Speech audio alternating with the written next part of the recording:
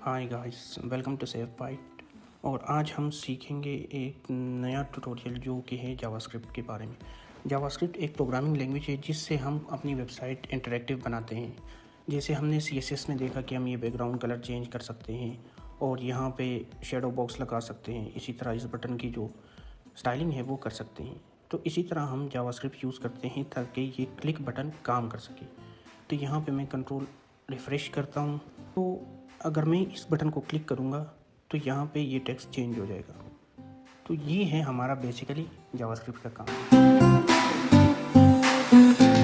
शुरू करते हैं कि जावास्क्रिप्ट हम सिंपली टेस्टिंग के लिए कहाँ पे इसके लिए इन्वायरमेंट क्या चाहिए।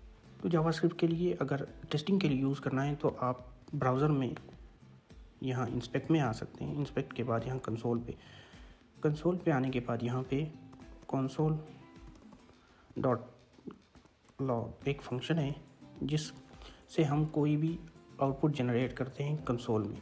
तो यहाँ पे मैं कुछ भी लिख देता हूँ, हेलो, और इंटर करता हूँ तो यहाँ पे हेलो प्रिंट हो जाएगा। और अगर मुझे यहाँ पे अलर्ट जनरेट करना है तो मैं यहाँ पे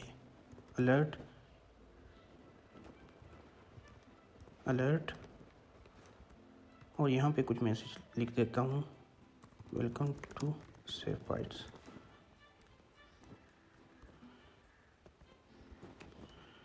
तो यहाँ पे एक पॉपअप शो हो जाएगा अभी हमारे पास, ये देखें, वेलकम टू सेव बाइट। इसी तरह हम यहाँ पे कोई ऑपरेशन भी परफॉर्म कर सकते हैं कि console.log और यहाँ पे मैं लिख देता हूँ 4+5 और इसको इंटर करता हूँ तो इसका आंसर 9 आना चाहिए। तो ये भी कर सकते हैं हम। और हम किसी भी जो करंट वेब पेज है उसके साथ हम स्टाइलिंग भी कर सकते हैं, उसका टेक्स्ट भी चेंज कर सकते हैं, HTML के साथ भी खेल सकते हैं और CSS के साथ भी खेल सकते हैं। तो जावास्क्रिप्ट में हमें किसी भी CSS या HTML के साथ खेलने के लिए हमें एक प्रॉपर्टी चाहिए, डॉक्यूमेंट एक ऐसी चीज़ है जिसके थ्रू हम पूरे के पूरे HTML को, किसी भी वेब पेज के HTML को एक्सेस कर सकते हैं। मैं डॉट लिखता हूँ तो अब मैं लिखता हूँ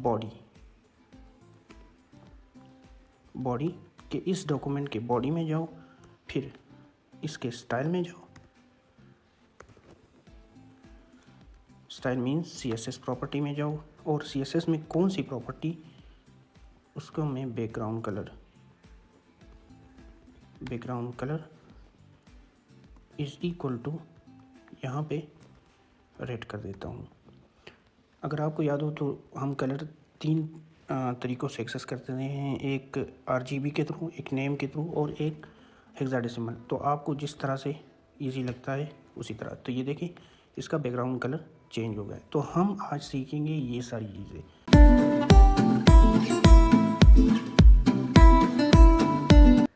हम जावास्क्रिप्ट को अपने जो वेब पेज है उसमें 2 तरह से यूज़ कर सकते हैं। एक फॉर एग्ज़ाम्पल हमारे पास ये H1 टैग है और हेलो वर्ल्ड और यहाँ पे यहाँ पे क्लिक बटन है, क्लिक मी।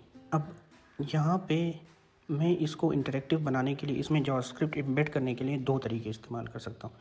यहाँ हेड में आके या यहाँ नीचे आके मैं स्क्रिप्ट वाला टैग यूज़ करता हूँ, स्क्रिप्ट, और इसके अंदर मैं कुछ भी जावास्क्रिप्ट लिख सकता हूँ, जैसे फंक्शन हैंडल क्लिक अलर्ट।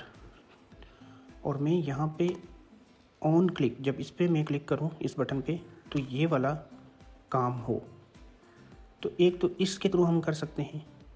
अभी के लिए फंक्शन को छोड़ दें, अभी के लिए सिर्फ ये देखें कि हम जावास्क्रिप्ट एम्बेड कैसे कर सकते हैं अपने HTML पेज में। और इसको अगर हम देखेंगे, ये देखें बटन क्लिक्ड ये वाला टेक्स्ट वहाँ पे शो हो रहा है अलर्ट के। तो यहाँ पे एक दूसरा तरीका है जो कि है CSS। हम जब एक्सटर्नल CSS को यूज़ करते थे, एक एक्सटर्नल फाइल बनाते थे CSS की, फिर उसको यहाँ पे लिंक के थ्रू यूज़ करते थे, सेम उसी तरह। लेकिन यहाँ पे हम इसके अंदर एक href यूज़ कर सकते हैं और यहाँ पे मैंने एक एम्प्टी फाइल बनाई है .js।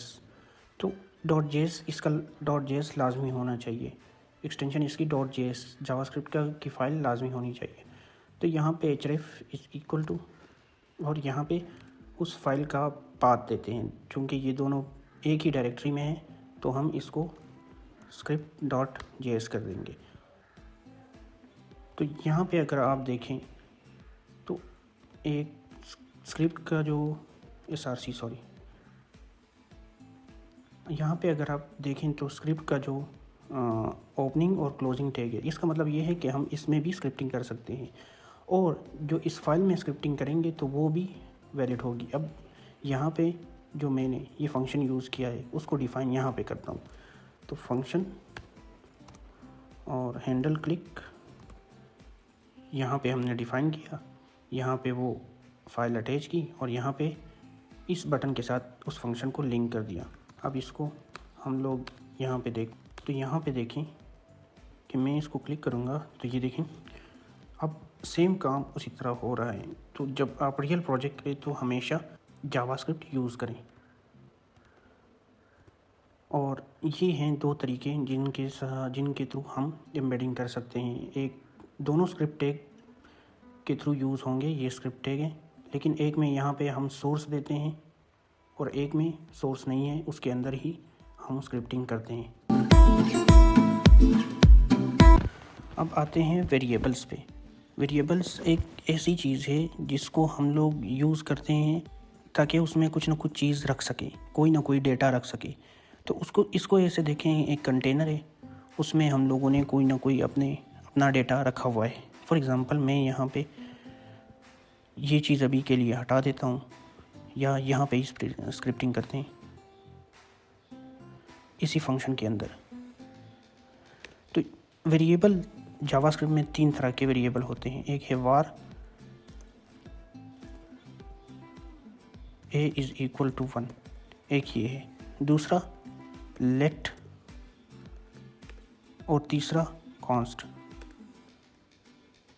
और यहाँ पे मैं इसको यूज़ कर सकता हूँ। तो ये एक कंटेनर है, कंटेनर में 1 पड़ा हुआ है, ये भी एक कंटेनर है जिसमें 2 पड़ा हुआ है, और ये भी एक कंटेनर है जिसमें 3 पड़ा हुआ है। लेकिन इन तीनों में डिफरेंस ये है कि var चेंज हो सकता है, let भी चेंज हो सकता है, लेकिन const कभी चेंज नहीं होगा।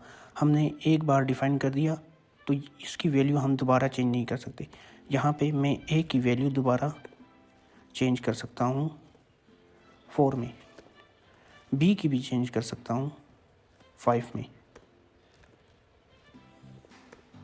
टू 5 में, लेकिन c की कभी चेंज नहीं कर सकता। c की मैं चेंज करूँगा तो ये मुझे एरर देगा, this will cause an error. और ये मैं आप लोगों को शो करके बता भी दूँगा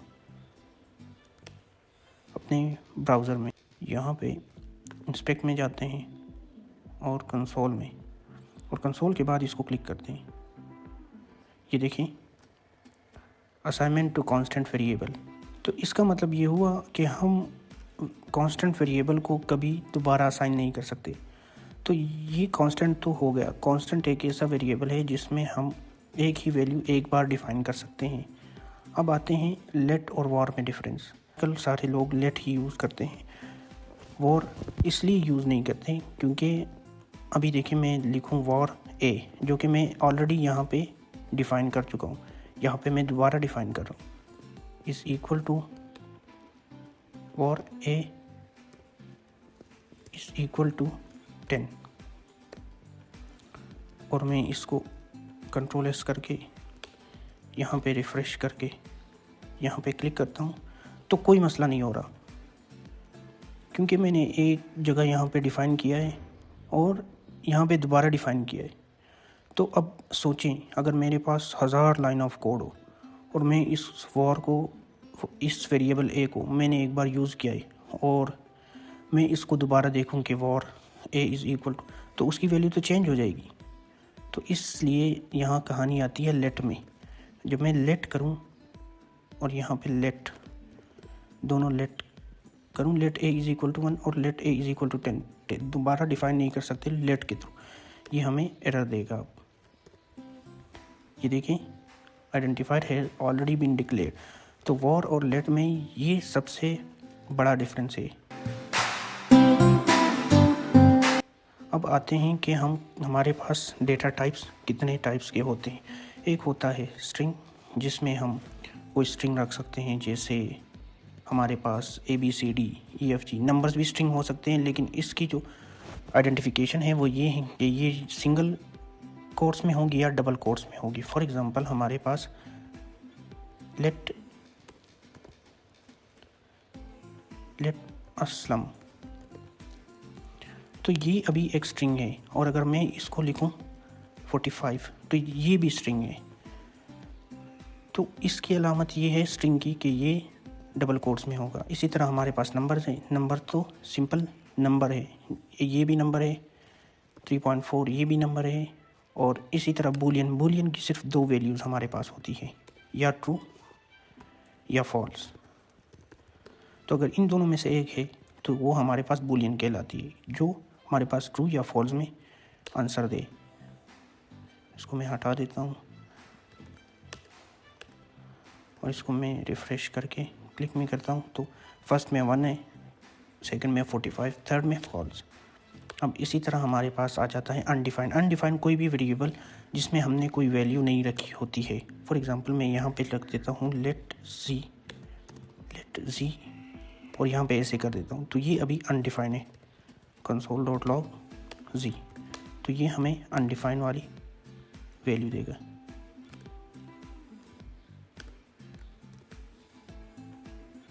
ये देखिए अनडिफाइंड।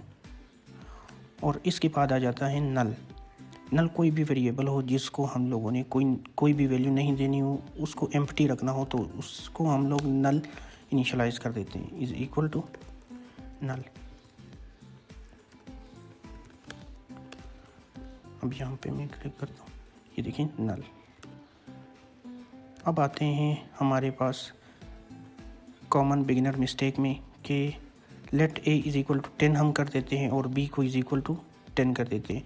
तो जब हम इन दोनों को प्लस करेंगे तो ये तो स्ट्रिंग है और ये नंबर है, तो ये नंबर कन्वर्ट हो जाएगा स्ट्रिंग में, तो दोनों आएंगे 1010 ऐसे। और अगर हम पहले नंबर लिखते हैं तो फिर प्लस करेंगे तो वो 20। यहाँ पे हमारे पास मैथ के जो ऑपरेशन है वो है प्लस, मल्टीप्लाई, डिवाइड, माइनस और इसी तरह मॉड आता है। तो मॉड के बारे में लास्ट में बात करेंगे, लेकिन अभी के लिए शुरू करते हैं 2 नंबर से। एक होगा a is equal to 10, let a is equal to 10, b is equal to 20 और c इज़ इक्वल टू, बल्कि c नहीं करते यहाँ पे सम कर देते हैं, सम इज़ इक्वल टू। अब यहाँ पे अलर्ट कर देते हैं कि the sum of this string plus this number, मतलब ये प्लस नहीं कन्केटिनेट हो जाते हैं, आपस में जुड़ जाते हैं। तो स्ट्रिंग को मिलाने के लिए हम यहाँ पे प्लस यूज़ कर रहे हैं। तो the sum of a and b is this number, तो वो आ जाएगा हमारे पास। तो यहाँ पे हम कंट्रोल R करके, तो the sum of 10 and 20 is 30। अब यहाँ पे नीचे इसके बाद हम यूज़ करते हैं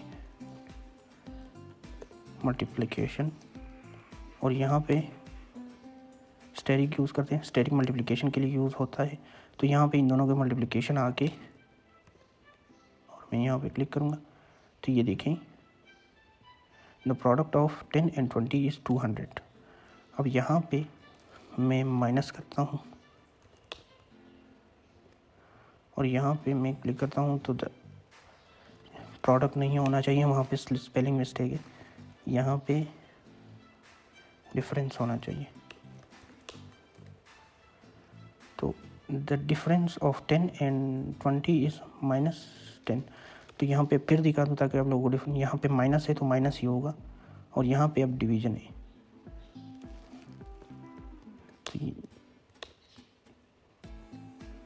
और यहाँ पे भी कोशेंट।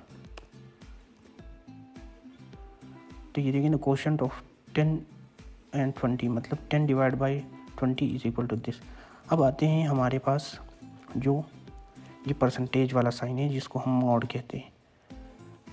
तो मॉड हमेशा रिमाइंडर के लिए यूज़ होता है। फॉर एग्ज़ाम्पल हमारे पास एक नंबर है जो कि है 5, और 5 को मैं डिवाइड करता हूँ 2 पे। हम जब फर्स्ट सेकंड क्लास में होते थे तो डिवीज़न कैसे करते थे कि यहाँ पे इस तरह आ गया, यहाँ पे 2 आ गया, यहाँ पे 5 आ गया।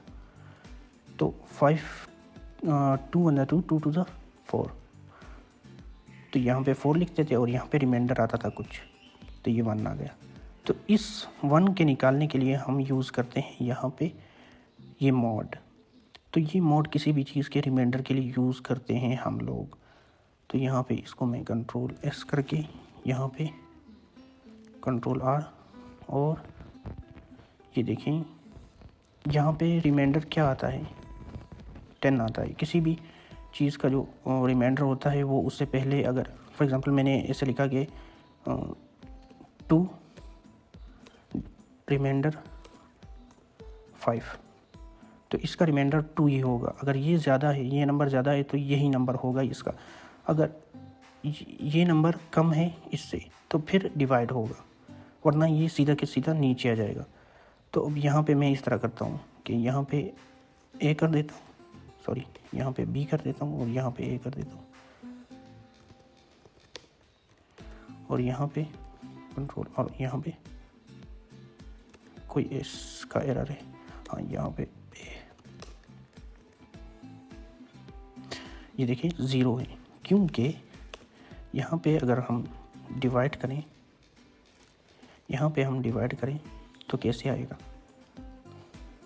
कि यहाँ पे 10 है और यहाँ पे 20, तो डिवीजन में क्या आंसर आएगा इसका, 10 1 × 10, 10 2 × 20, यहाँ पे 20 आ जाएगा, और यहाँ पे रिमाइंडर क्या आएगा 0। अब देखें मैं एक कमाल की चीज़ करता हूँ, यहाँ पे मैं 3 कर देता हूँ। अब इसका आंसर क्या आएगा आप खुद करके देखें, ये देखिए 3 आ रहा है। तो ये थी हमारे बेसिक ऑपरेशंस। अब आते हैं हमारे जो स्ट्रिंग ऑपरेशन है उस पे। तो हम किसी भी स्ट्रिंग को डिफरेंट फॉर्मेट में लिख सकते हैं। सबसे पहले मैं लिख देता हूँ simple string, let string is equal to button clicked, और अलर्ट कर देता हूँ स्ट्रिंग को। तो ये हमारे पास एक फॉर्म है। अब आते हैं हम इसको कॉन्केटेनेट भी कर सकते हैं किसी तीसरे वेरिएबल के साथ। अभी के लिए नंबर नहीं लेते क्योंकि आप लोग कंफ्यूज हो जाओगे, अभी के लिए स्ट्रिंग ही लेते हैं। यहाँ पे मैं रख देता हूँ हेयर, और मैं इन दोनों नंबर को कॉन्केटेनेट करता हूँ। तो कॉन्केटेनेशन प्लस साइन के थ्रू ही होता है, यहाँ पे नंबर नहीं, यहाँ पे स्ट्रिंग 2 कर देता हूँ, और यहाँ पे भी स्ट्रिंग 2। ये देखें उसके साथ कॉन्केटेनेट होगा। यहाँ पे एक स्पेस रख देता हूँ ताकि स्पेस रहे, ये देखें स्पेस है। अब एक और तरीका है हमारे पास जो कि है ये वाला, ये हमारे पास नया तरीका है किसी भी वेरिएबल को यूज़ करने का। फॉर एग्ज़ाम्पल मैं यहाँ पे लिख देता हूँ अपना नाम, स्ट्रिंग में अपना नाम रख देता हूँ सफ़ी, और यहाँ इसको हटा देता हूँ, और यहाँ पे एक स्ट्रिंग के पहले हाई, और मैं इसी तरह कॉन्केटेनेट भी कर सकता हूँ, लेकिन यहाँ पे मैं डॉलर साइन के थ्रू, तो हाई और डॉलर साइन और फिर स्ट्रिंग। लेकिन यहाँ पे ये बैकटिक यूज़ को होगा, ये कोट्स नहीं है, ये बैकटिक है। बैकटिक जो आप कीबोर्ड में टैब से ऊपर वाला बटन नहीं है, एस्केप से नीचे, इस वाले बटन के थ्रू हम ये वाला ऑपरेशन परफॉर्म कर सकते हैं। इसमें कुछ भी लिख सकते हैं, hi there how are you, और फिर उसका नाम आएगा। तो यहाँ पे कंट्रोल R, और यहाँ पे मैं क्लिक कर देता हूँ, तो hi there how are you Safi, तो स्ट्रिंग की जगह मेरा नाम आ गया। अब कंपैरिजन के कुछ ऑपरेटर्स होते हैं, नंबर इज़ इक्वल टू 1, और यहाँ पे let number 2 is equal to also 1। तो अब यहाँ पे मैं अलर्ट करता हूँ, alert,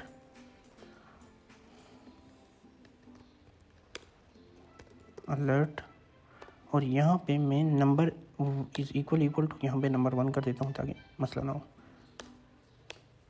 number 1 is equal to 2। तो इसका मतलब ये है कि क्या ये नंबर इसके इक्वल है।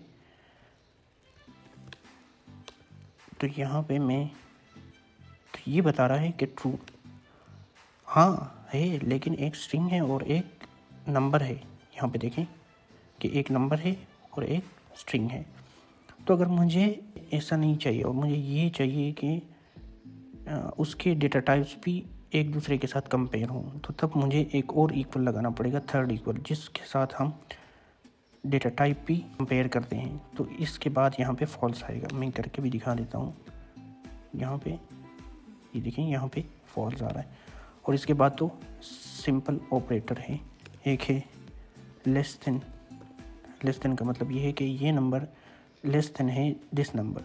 तो यहाँ पे हम लिख देते हैं 5 और यहाँ पे लिख देते हैं 4 और यहाँ पे रिफ्रेश करके दें तो ये देखें फॉल्स। तो ये नंबर ज़्यादा है इससे, तो इसका उल्टा हो गया। अगर मैं यहाँ पे ग्रेटर देन करूँ तो ये देखें ट्रू आएगा। और अब इसी तरह मैं इसके साथ इक्वल टू भी लगा सकता हूँ कि वो इक्वल हो या ग्रेटर देन हो। तो मैं यहाँ पे 4 और यहाँ पे भी 4 कर दूँ तो यहाँ पे रिफ़्रेश करके ये ट्रू आ रहा है। और अगर मैं यहाँ पे 10 भी कर दूँ तो ये नंबर फिर भी ट्रू आएगा। ये देखें।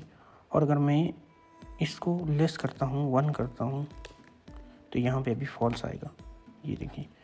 तो इसी तरह हमारे पास लेस देन, ग्रेटर देन, ये सारे ऑपरेटर हैं। तो आज के लिए इतना ही। इंशाल्लाह नेक्स्ट वीडियो में मिलेंगे जिसमें हम लोग बाकी सारी चीज़ें देखेंगे और ये देखेंगे कि हम कैसे इस छोटे से वेरिएबल में पूरा का पूरा HTML टैग रख सकते हैं। जैसे हम लिखते हैं डॉक्यूमेंट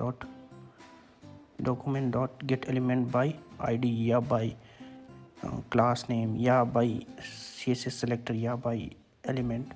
तो ये सारी चीज़ें हम नेक्स्ट वीडियो में देखेंगे। इस तरह हम एरेज देखेंगे, फंक्शंस देखेंगे। तो अगर वीडियो पसंद आई हो तो लाजमी सब्सक्राइब करें, शेयर करें।